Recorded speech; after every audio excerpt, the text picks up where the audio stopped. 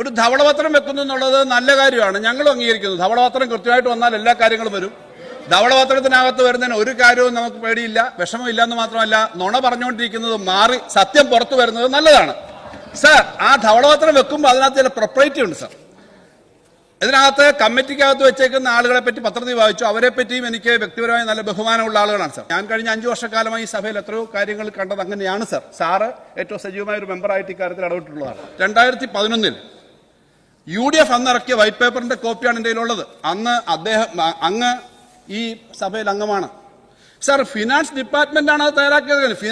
Sir, ഈ document എല്ലായിടത്തും പുറത്തു കൊടുക്കുക എന്ന് പറഞ്ഞാൽ ഔദ്യോഗിക രഹസ്യ രേഖകൾ ആർക്കും കൊടുക്കില്ല എന്നുള്ള സത്യപ്രതിജ്ഞയുടെ ലംഘനം കൂടിയാണ് സാർ. അങ്ങനെ പുറത്തു കൊടുത്തിട്ടുണ്ടെങ്കിൽ സാർ, നാളെ ഇതൊരു പ്രീസിഡന്റ് ആയിട്ട് എടുത്ത് ആരേലും 3 പേരെ കൊണ്ടുവന്നിട്ട് ഒരു ഡോക്യുമെന്റ് വെക്കാം, ഒരു പൊളിറ്റിക്കൽ ഡോക്യുമെന്റ് ആക്കാം. പിന്നെ ഇപ്പൊ ഇവർക്ക് കൊടുത്തേക്കുന്ന കാര്യം തന്നെ മൊത്തം അവർക്ക് കിട്ടുന്ന വെച്ചല്ലേ അവർക്ക് പറയാൻ പറ്റുള്ളൂ. കൊടുത്തത് കറക്റ്റ് അല്ലെങ്കിൽ അത് വെച്ച് വരുന്ന ഡോക്യുമെന്റും പൊളിറ്റിക്കൽ ഡോക്യുമെന്റ് ആവാം. രേഖകൾ എന്ന് പറഞ്ഞാൽ വളരെ സീക്രട്ടാണ്. നമ്മൾ എങ്ങനെയായിരിക്കും ഈ മാസം, അടുത്ത മാസം, അതിനടുത്ത മാസത്തെ ഫിനാൻസ് എന്ന് അറിയുന്നത് വളരെ കുറച്ച് ആൾക്കാർ അറിയാമോ. അറിയുന്നവരല്ലെങ്കിൽ സാർ, നമ്മുടെ സംസ്ഥാനത്തിന്റെ അത് LDF ആയിക്കോട്ടെ UDF ആയിക്കോട്ടെ, ഗവൺമെന്റിന്റെ ആക്ടിവിറ്റിയെ മൊത്തം തകിടം മറിക്കാൻ പറ്റും ആ രഹസ്യം പുറത്തു പോയാൽ. ഭരണഘടനാ ലംഘനമാണ്, സത്യപ്രതിജ്ഞാ ലംഘനമാണ്. ഈ ഗവൺമെന്റിന്റെ സർക്കാരിന്റെ 1 വർഷത്തേക്ക് 2 ലക്ഷമോ 2.25 ലക്ഷമോ കോടി കൈകാര്യം ചെയ്യാനുള്ള ചുമതല ഏൽപ്പിച്ചിരിക്കുന്ന സർക്കാർ, എക്സ്ചക്കർ ഏൽപ്പിച്ചിരിക്കുന്ന സർക്കാർ, അതിന്റെ ധനകാര്യമന്ത്രി വകുപ്പ് ഈ കാര്യങ്ങൾ രഹസ്യമായി കൈകാര്യം ചെയ്യുന്നതിന് പകരം, ഡിപ്പാർട്ട്മെന്റ് ഉദ്യോഗസ്ഥന്മാരെ വിശ്വാസത്തിലെടുക്കുന്നതിന് പകരം പരസ്യമായിട്ടല്ല ചെയ്യേണ്ടത്. അതുകൊണ്ടാണ് സാർ ആ ഒബ്ജക്ഷൻ പറയുന്നത്. അതിനെ സംബന്ധിച്ച് റൂളിംഗ് വേണം. ഗവൺമെന്റ് ലേ എന്ന് പറഞ്ഞാലും റൂളിംഗ് വേണം സാർ. ഇത് നാളെ ഒരു ചരിത്രമായി കൂടാ. ബഹുമാനപ്പെട്ട മുഖ്യമന്ത്രി, ഒന്നാമത്തെ കാര്യം, നിയമസഭ അല്ലാതെ വെക്കുന്നതിന് മുമ്പല്ല, അത് നിയമസഭാ നടപടിക്രമങ്ങൾ അങ്ങ് 5 വർഷം അങ്ങേക്ക് അറിയാമെന്ന് പറഞ്ഞു. എനിക്ക് 25 വർഷം അറിയാവുന്ന ആളാണ്. ഇതാണ് നടപടിക്രമം.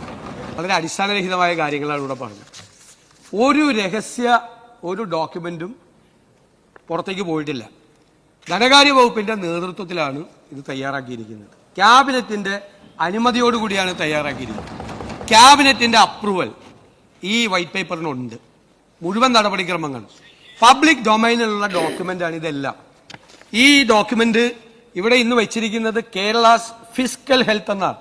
കേരളത്തിന്റെ സാമ്പത്തിക ആരോഗ്യത്തെക്കുറിച്ചുള്ള ഒരു സ്റ്റേറ്റസ് റിപ്പോർട്ടാണ് ഗവൺമെന്റ് സഭയിൽ വെച്ചിരിക്കുന്നത്.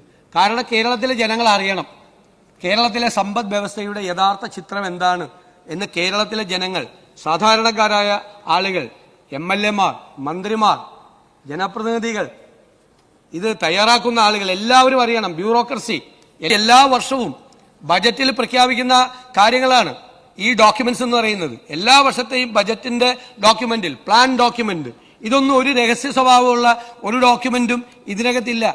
എല്ലാം പബ്ലിക് ഡൊമൈനിലുള്ള മുഴുവൻ ഡോക്യുമെന്റുകളും കൃത്യമായി അനലൈസ് ചെയ്തിരിക്കുകയാണ്. അതിന് ഏറ്റവും വിദഗ്ധരായ 3 പേരുടെ സഹായം ഞങ്ങൾ തേടി.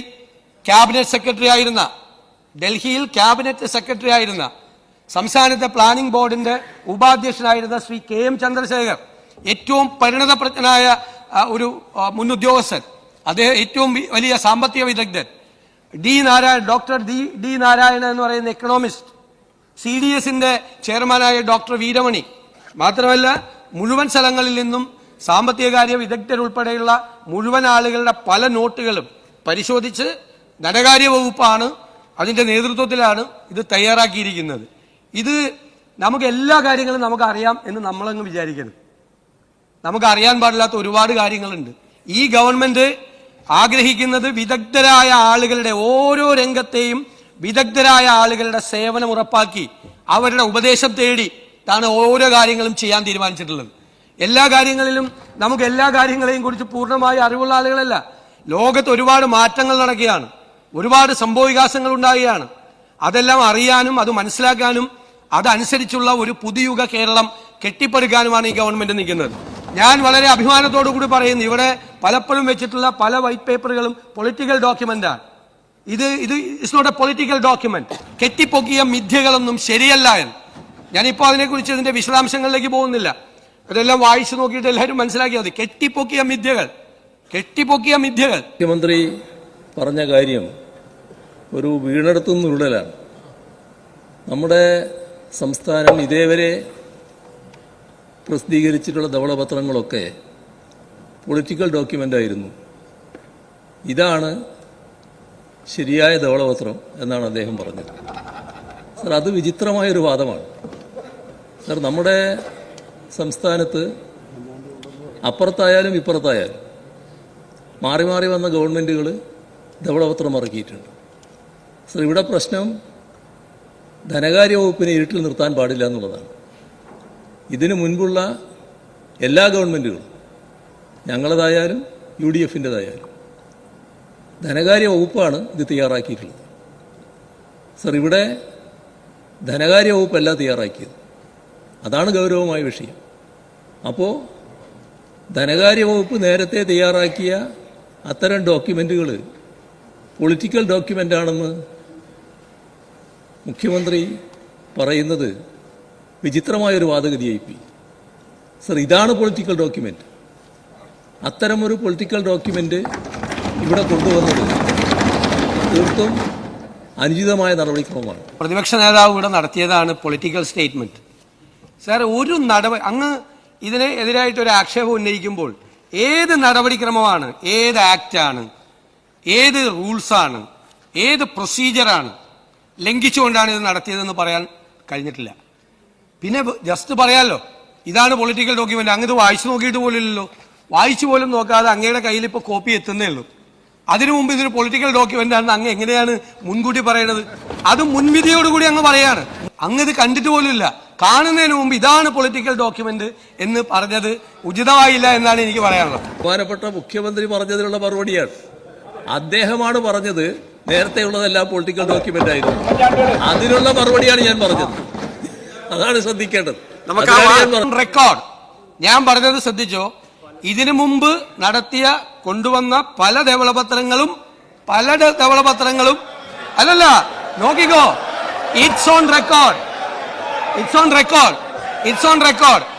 ധവളപത്രങ്ങളും പൊളിറ്റിക്കൽ ഡോക്യുമെന്റ് ആയിരുന്നു, ഇതല്ല എന്നാണ് പറഞ്ഞത്. നോക്കിക്കോ, നിങ്ങൾ പരിശോധിക്കുക. രണ്ടാമത്തെ കാര്യം, അല്ല, നിങ്ങൾ ബഹളം ഉണ്ടാക്കിയല്ലേ? ഞങ്ങളിപ്പോ അദ്ദേഹം പറഞ്ഞതല്ലേ ഞാൻ മറുപടി പറയുന്നത്. നിങ്ങള് അതുകൊണ്ട് എന്താ കുഴപ്പം? ഇതിനു മുൻപ് ഇങ്ങനെയാണ് ചെയ്തത്, അതുകൊണ്ട് നിങ്ങളും ഇങ്ങനെ ചെയ്യണം. അങ്ങനെ ചെയ്യണമെങ്കിൽ അത് പാലിക്കേണ്ട ഏതെങ്കിലും നടപടിക്രമങ്ങൾ ലംഘിച്ചാൽ അത് പറയാം. ഞങ്ങൾക്ക് ഞങ്ങളുടേതായ രീതിയുണ്ട്. ഞാൻ പറഞ്ഞല്ലോ, നിങ്ങൾ പിന്തുടരുന്ന നയം തുടരാനല്ല ഞങ്ങൾ ഇവിടെ ഇരിക്കുന്നത്. ഞങ്ങളെ ജനങ്ങൾ ഇവിടെ ഇരുത്തിയിരിക്കുന്നത് അതിനല്ല. ആ നയങ്ങൾക്ക് മാറ്റമുണ്ടാകണം, ആ സമീപനങ്ങൾക്ക് മാറ്റമുണ്ടാകണം. അതിനാണ് നിങ്ങളെ പരാജയപ്പെടുത്തി ഞങ്ങളെ വിജയിപ്പിച്ച് ഞങ്ങളെ ഈ കസേരകളിൽ ഇരുത്തിയിരിക്കുന്നത്. ആ മാറ്റം ഉണ്ടാവുക തന്നെ ചെയ്യും. നടപടിക്രമങ്ങളുടെ ലംഘനം ഉണ്ടാകരുത് എന്നുള്ളതാണ് ഞങ്ങൾ ഉദ്ദേശിച്ചത്. ആ നടപടിക്രമങ്ങളുടെ ലംഘനം പൂർണ്ണമായിട്ടുണ്ടായിരിക്കുന്നു. അത് തെരഞ്ഞെടുപ്പ് വിജയം കൊണ്ട് എന്തുമാകാം എന്ന നിലയിൽ മുഖ്യമന്ത്രി പറയുന്നത് ശരിയായ നടപടിയല്ല. അത് ശരിയായ ക്രമമല്ല.